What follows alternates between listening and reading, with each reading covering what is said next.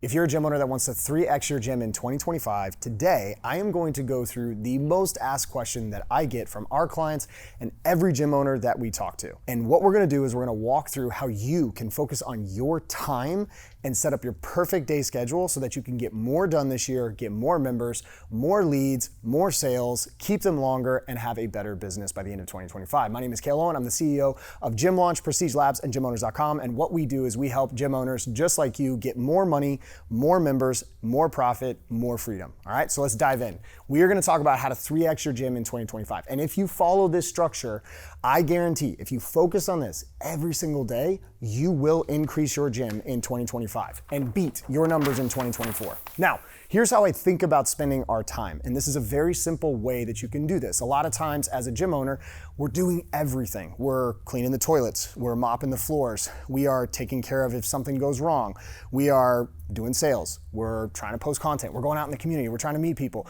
we're coaching classes, or we're managing our team. We're doing everything that comes up. Customer complaint comes in. We're doing all that stuff. And what happens is we start to get overwhelmed with everything that's coming into the business, and we stop focusing on the things that are most important to drive the business forward. And so if you've ever been in a situation where you've been working head down, grinding, you feel like you're spending all the hours in the gym, and then you take a step back and you're like, wow, in the last 6 months, 9 months, 12 months, I haven't really grown that much. And you start wondering why I haven't. Well, this is the way to start figuring out how you can spend your time, where your focus should go, and how to actually grow your business. It's as simple as this. It comes down to where you put your time and attention.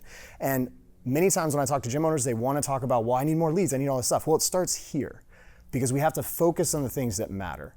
And the first thing that we typically do with clients that come into Gym Launch is we take their attention from things that aren't making them money and point it, hyper-focus it, laser-like focus on the things that will make them money. And by making them money, that means that they also are getting more members, they're changing more lives, they're having a bigger impact in their community, and they're feeling more fulfilled in their work, okay? So the way that we figure out where you should put your time is using what I call the core function rating.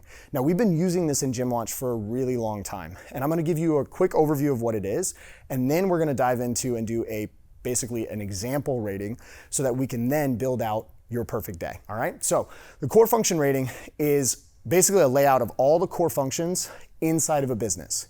And what this means is these are things that have to happen inside of your business, and each component has other things inside of it, but when we look at it overall at the macro level, each one has to happen. And they're ordered really in succession when we think about the customer journey and our members coming in. So first one is lead gen or lead generation, the ability to go out and get leads consistently for my business. And when we think through lead generation, or we think through any of the ratings here, when we go to rate ourselves, we're gonna rate ourselves on a scale of 1 to 5. So if you're sitting here and you, after this video or right now, you wanna pause it and you wanna think about lead generation, if we're gonna rank ourselves, you wanna rank ourselves from a 1 to a 5. And let me give you a little example of like what a 1 and a 5 would be. So a 1, if you rank that, that would be someone who has no idea really how to generate leads. They just have a space, they hope people come in, they don't know anything about ads, they don't know anything about posting content, they don't reach out to anyone, they don't go out in the community, they have no idea how to do it. And they also have no idea where to start. And they never do it, right? So that'd be a 1. You basically know nothing about lead gen. Now, on the flip side, a 5 is someone that knows they can wake up on the first of the month and they know hey, if I need 300 leads, if I need 500 leads, if I need 200 leads, they know that month, they know exactly what they can do to go out and get that amount of leads for their business. And they can do it at a price point that will fit within their business metrics and needs. Meaning there are people out there that can go out and get a ton of leads, but it's not at the price point that's needed in order for the business to succeed. Okay? The other side of this as a 5 too is you have the ability to also train other people to do this. Now, for most small businesses, if you're not hiring an outside agency or you're not having someone else run your ads, you have to run it. And you have to get really good at it first to understand it before you ever teach someone else how to do it. But this is the most important thing. There's a reason why it's number 1, because if you don't get leads, you don't have to basically nurture anyone. There's no schedules or shows that have to happen. You're not gonna get sales because no one's actually showing up. You'll have no one to fulfill on, and you'll have no one to keep. And you won't need a team because you won't have a business. This is why lead gen is so important, all right? Now, lead nurture, and we'll come back to the rating in just a second. Lead nurture This is the act of getting these leads, whether they're just from an opt-in on your website, whether it's someone who DMs you, whether it's a list of people that you have, whether it's even old lists of like leads that have come in over the past and you have old lists that are there that you can work and try to nurture back in, or it's direct paid ads. People go directly to your website and they opt in, they fill out a form, or you're running paid ads where it's going through Facebook or Meta or TikTok, whatever it might be. A lead is someone who has actually given you their information and given you, hey, yes, you can contact me, I am interested in your services, all right? On the lead nurture side, a scale of 1 to 5, 1 would be, you don't know what lead nurture is, you don't know how to reach out to people, you don't reach out to people, you just basically have it set up to where you get leads coming in and you hope and pray that they show up. And so you have no idea how to get them scheduled or get them to show. And so you have very low schedule and show rates. Basically, very few people show up. And that's a big pain point for you. A 5 would be, I know exactly what to say, I know exactly when to say it, I know the cadence, I know how long, I know how to automate it, I know what not to automate, I know exactly how to get people to not just schedule, but also show up at high rates so that I can give myself the best chance of increasing my membership base and the revenue that I have, and I can give my salespeople, or myself in that case, the best opportunity to make more money. So scale 1 to 5 on that, all right? Now, sales, this is just the act of closing. Now, I have found it, and I thought this when I first started. I thought that I was a great closer. I thought that I could close everybody. But in reality, looking back, I just closed referrals because when I first started, I wasn't running paid ads. I didn't have a lot of cold traffic, didn't really have a lot of walk-ins. I didn't advertise, so I was like a 1 on lead gen, and I was like a 1 on lead nurture. So then when someone came in, I just assumed that they would close. Well, the problem with that is that as you start to get more leads, as you start to get more people to show, you're gonna get a wide variety of people. You're gonna get hot leads, like referrals. You're gonna get warm leads, people that have opted in, raised their hand and said yes. And you're gonna have cold leads, people walking in and just being like, hey, what do you do? You're gonna have all of those. And you have to have a system in place, a process, and the training and the understanding to be able to close those people at a high rate in order to grow your business. Now, if you're a 1 on sales, the 1 is someone who has no idea how to close people. They can barely get people to come in on a free offer if they walk in front. They don't know how to identify what the pain is for the customer. They don't know how to collect cash. They never ask for the money. They really know nothing about sales, and they close basically no one. So they consistently struggle to close, right? A 5 is someone who closes above industry average. So they're closing like 70% of both cold traffic, referrals, warm traffic, you name it. If I get a body in front of you and you're closing 70% or more at high ticket prices, that's fantastic. You're a 5. But there's another piece of this. As a business owner, if you're not the one selling, you also, in order to be a 5, have to be able to take that skill set, be able to transfer it to someone else on your team who can then do the exact same thing and close at high rates. And the key here is how much cash you're collecting, because there are a lot of people that can go out and close people with basically, yeah, I got them, they closed, they said yes, they're gonna pay in like 2 weeks. That's not a close. A close is when money is actually accepted. There has to be a transfer of value, meaning this member or potential member walks in, this prospect, and they actually give you money. That is a closed sale, not a free membership. I want to be really clear on that. So a 1 is someone who has zero idea, can't do it, doesn't close. A 5 is someone who can close consistently, 70% or more, high ticket, and they can also teach their team and maintain a great sales team, all right? On the fulfillment side, fulfillment as a core function is simply, can I fulfill on what I sold people? Can I meet and exceed their expectations consistently? Now, if you're watching this and you have maybe a smaller gym, maybe you have less than 150 members, and typically you add anywhere between 2 to 4 new members, maybe 5 members per month, you're probably like, I'm a 5. Well, yeah, that might be true. However, the question I would ask here is, do you have systems in place to where if you're not the one actually doing it, and or your team doesn't have to come to you all the time to ask questions, do you actually have a system? Because the one thing that happens with gym launch clients when they come in is we start blowing the doors off and they start making more sales, and all of a sudden they went from signing up 1, 2, 3, 5 members a month to all of a sudden they're signing up 15, 20, 30, 50 people a month, and they're like, oh shoot. They feel overrun, overwhelmed. They're like, I thought I was really good at fulfillment, but all of a sudden I don't have systems in place, people are falling through the cracks, I don't know what's happening. And so a 1 on fulfillment is having no systems, no ability to actually fulfill on what you just sold. You're not meeting client expectations. You're not getting your clients great results. And it's basically kind of like I close them, I forget about it, and you go on. Now, the good part about most gym owners though, and if you're watching this and you're a gym owner, you're probably like this. You truly care about your members. You want them to be successful. You want them to have an exceptional experience. You want them to get great results because you want them to stay. for a really long time and you truly care about them. But caring about someone is just one part of this. We also have to have the ability to have a process in place, a system to where once I sign someone up, they move through a choreographed system to be able to get better results and something that can scale that you don't actually have to fulfill on. So a 1 is, I have no idea, can't get them results. A 5 is, I can onboard as many clients as you want because I have a system in place and I know and I am confident and I have a track record of being able to get 90 to 95% of those people that I sign up amazing results within the first 90 days. They stick and they have an exceptional experience. So they're dropping reviews, they're giving testimonials, they are raving about your service in those first 90 days, all right? The next one is retention. Now retention, think long game. Okay, so retention is all about, can I keep my clients long-term? Fulfillment is, can I actually fulfill? Is my product really good? My service on the floor, everything else, is that good? Retention is, can I actually keep clients long enough? Can I make it interesting enough? Do I do events? Do my clients just stay for 6 months and then dip? Can I keep them for multiple years? What about all these new clients? If I suddenly got an influx of new clients, do they all just leave in the first 90 days, first 6 months, but all my OGs stay? What we need to have is a process in place here to be able to retain people. Am I following what we teach about the 5 horsemen of retention or our LTV system where we're talking about events every other month? We're talking about internal challenges. We're doing giveaways. We're doing kind of hype weeks. We're doing referral weeks. All these things lead into retention.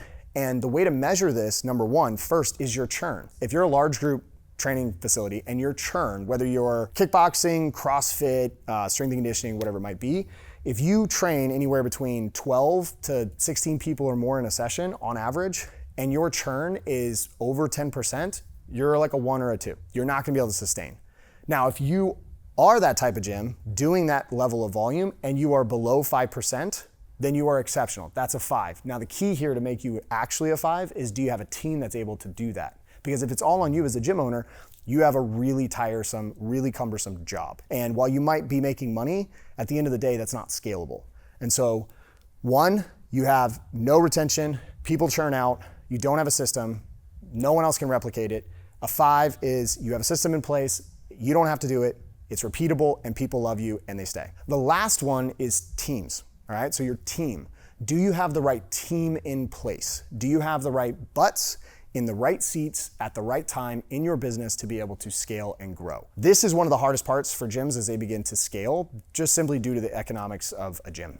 That's really it. But the key here is, can you go out, can you attract, can you hire, can you train, and can you retain top talent for your facility so that they can start taking over all the things that you're doing? Because in the beginning, if you think about it, you're all of these in the gym. But as you begin to scale, you start handing off certain areas of this, and you're gonna have to have an exceptional team be able to do these at the level that you can do it so that you can continue to grow and scale.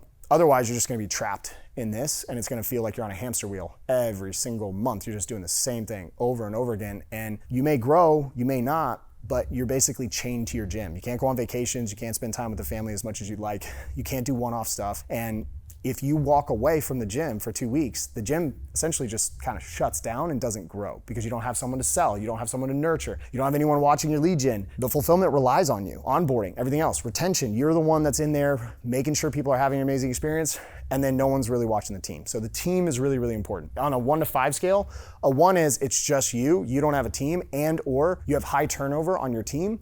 A 5 would be you have the right butts in the right seats at the right time for your business that are able to manage everything inside of your business for you. They are doing exceptionally well to the point where your business is either staying the same, so it's not declining, or it's growing. And so you are highly profitable and you don't have to be there. That would be a 5. And you have great people in place. They're 90% A players, absolutely smashing it and crushing it. All right, so we're gonna do an example of this because what I wanna do is we're gonna take this rating. When we think about this on a scale 1 to 5, this is the first step. We're gonna rank ourselves on this rating. We're gonna take that, we're gonna look at which one is the lowest number, and then we're gonna structure the day based on which one is our lowest one, and also what's most important in the business, okay? So, as an example, let's say lead gen. I'm a gym, and I'm like, okay, lead gen, I struggle at this, and let's say I'm a 2, right? Maybe I don't suck at lead nurture, maybe I'm okay, right? And so I decide to rank myself a 4. Right? So I'm pretty good at being able to reach out to people quickly, get them scheduled, get them to show. On sales, On this one I kind of go back and forth. I can close referrals really well, but sometimes if I get cold people walking in, I'm not sure. I kind of have a system, I kind of don't. I change the way I approach sales all the time. I don't have consistent sales times all the time, so it's kind of like hit or miss. So I'm gonna put myself as basically like a 2, all right? On the fulfillment side, you're like, I smash it, people get amazing results, and I can actually prove it, and I have systems in place. This is amazing. What I really need, my main problem is I just need more leads and I need more sales, right? So I'd rank myself, let's say a 4. Retention, you're like, yep, not only do my new people stay, but my old people stay, my OGs, and they're in there. I have very low churn. I have sub 8%, sub 5% churn, depending on the model that I have. And I have systems in place, and guess what? I don't have to be on the floor. Most of the people in my facility are managing that. Great. So let's just say here, you're still needed, but let's say you're a 4. Okay? Then it's like my team. Okay, cool. Well, I have these pieces in place. I have this piece in place. I'm still the one that has to do the sales. I have someone to do lead nurture. Lead gen is still on me. So I've got to figure out all this. And I do have a couple people on my team that are, a little bit subpar. I haven't quite gotten rid of them. I'm not really sure how to go about that. They've been frustrating me for a while. I've been knocking my head against the wall and I just haven't let them go and replace them, right? So we're gonna put a 3 right here, right? So it's pretty good, but not great. Now, when you do this rating, and you can pause the video right now if you want, write this out on a piece of paper and go ahead and rate yourself on a scale of 1 to 5 in each of these categories. All right, so go ahead and pause it and then come back. So you came back, you have your own rating, but we're gonna do an example of this. So I know already my biggest weaknesses, biggest constraints are gonna be lead gen. I need more leads and I need more sales. So I need to get better at both of these. So I have to figure out what am I gonna do here and what am I gonna do here. Lead nurture's good. We're good. This is an issue. However, this isn't as big of an issue as this because I gotta grow. I know right now, based on this, I've got good systems, I've got good retention, I can focus, those are good, I don't have to focus on those, I just need to get more people in. This example makes it very, very easy to focus a day. But if it was flipped, right? And you're smashing it, you're a 4 or 5 here, you're a 4 or 5 here, you're a 4 or 5 here, but then you're 2s across the board, all you're gonna do is just now, when I work on the perfect day with you, you're just gonna basically focus on these areas and get those moved up so they're no longer constraints and weaknesses in the business. And this is how you're gonna focus on that, okay? So we are gonna focus, when we think about our perfect day, we're gonna focus here and here with the best time that we have, all right? So let's work through a perfect day.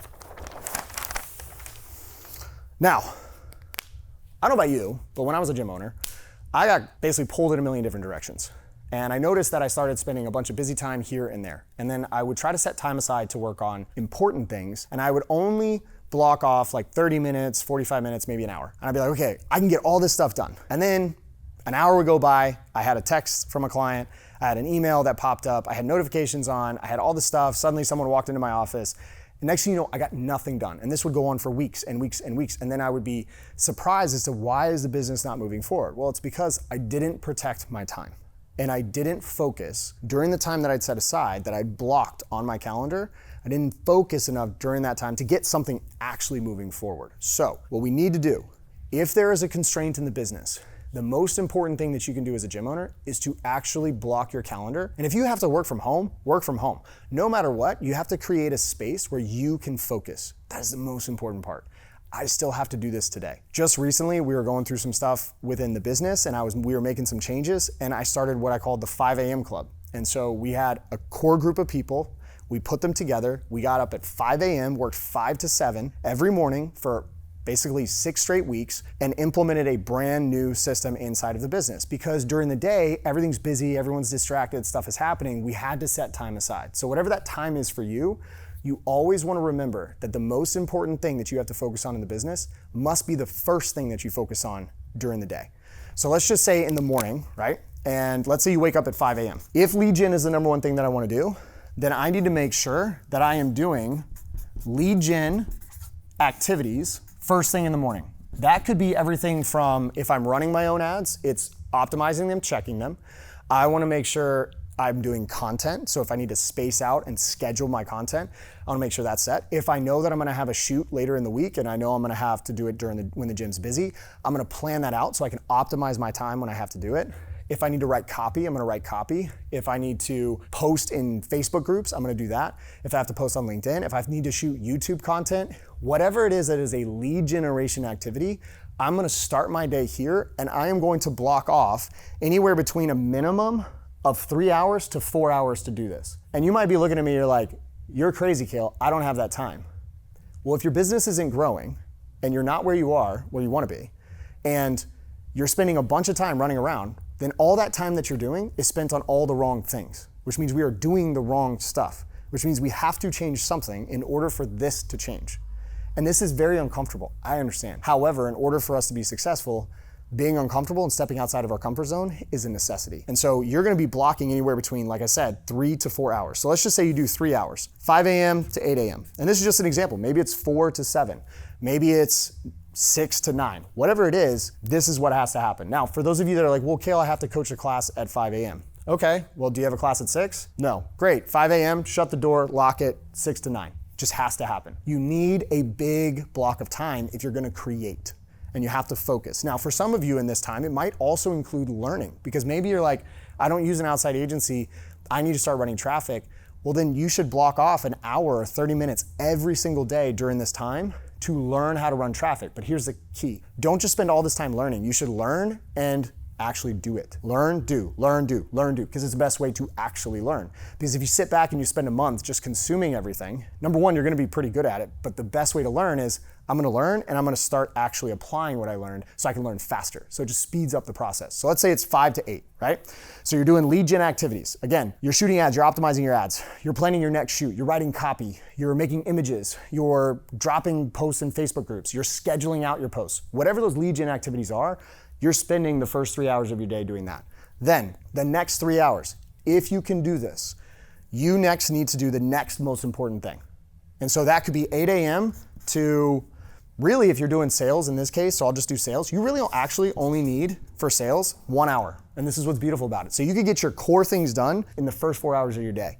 Because here, we're gonna focus, I'm gonna put this right here is basically sales training.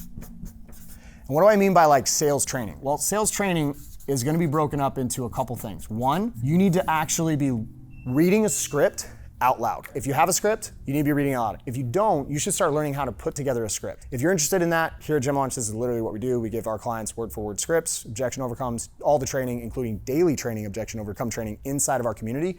So if you're interested in that, there's gonna be a link down below somewhere you can join our free school group. And if you're interested, reach out to our team. Anyways, we can get you all set and help you grow your business. But this is where sales training happens. So the first thing that you're gonna do is you're gonna take your script and you're gonna read it out loud. You might be like, Cale, I've never done that. That sounds really weird.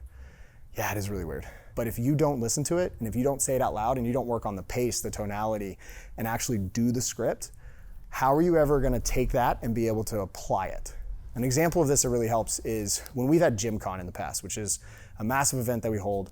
It's a 2.5-day event. And I'm prepping for that. I will take 4 to 5 weeks and I will block almost every day for 4 to 5 weeks to create the presentations, which will take me weeks to do because I'm doing anywhere between 7 to 9 50-minute to hour-and-a-half long presentations, which requires decks, requires information. And then on top of that, I'm going through every single one, saying it out loud, anywhere between 7 to 20 times. And that's what's needed. And for an example for y'all, that time for me has a massive ROI because for us, we have been able to produce a ton of revenue from these events.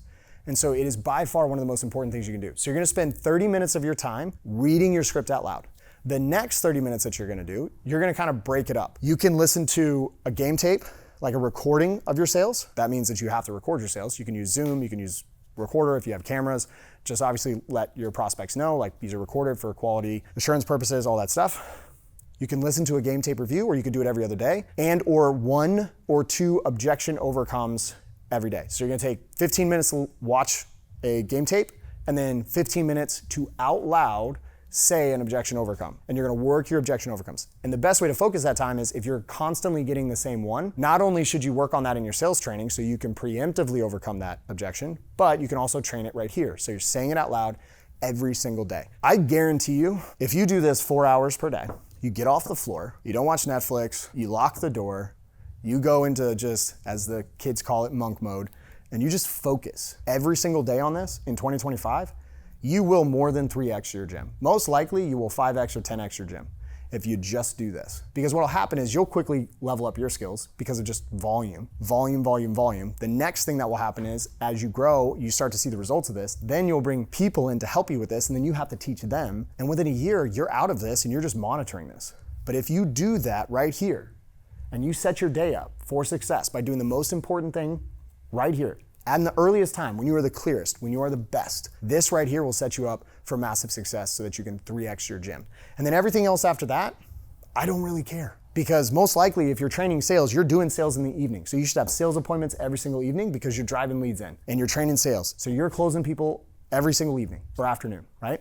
And this has to happen. If you have to be on the floor, the first thing that I would suggest is find trainers to get you off the floor so you can spend all of your time doing this if you're looking to grow, and make sure that you spend this time focused on the things that absolutely matter the most inside of your business. All right, so hopefully this helps. If you guys like this stuff, we have a free school group. It's the Gym Launch School group. You guys can go in. We have tons of trainings, way more on this. We also provide a ton of trainings on this YouTube channel. So if you like it, feel free to leave a like, drop a comment, subscribe, and down in the description below, there's a link to the school group. You can hop in, completely free. And no matter what, just remember, here at Gym Launch, we truly believe that gym owners rule, and we are a company that is built by gym owners for gym owners. So no matter what, go out there. I hope you reach more people, change more lives, and build a wildly profitable business in 2025.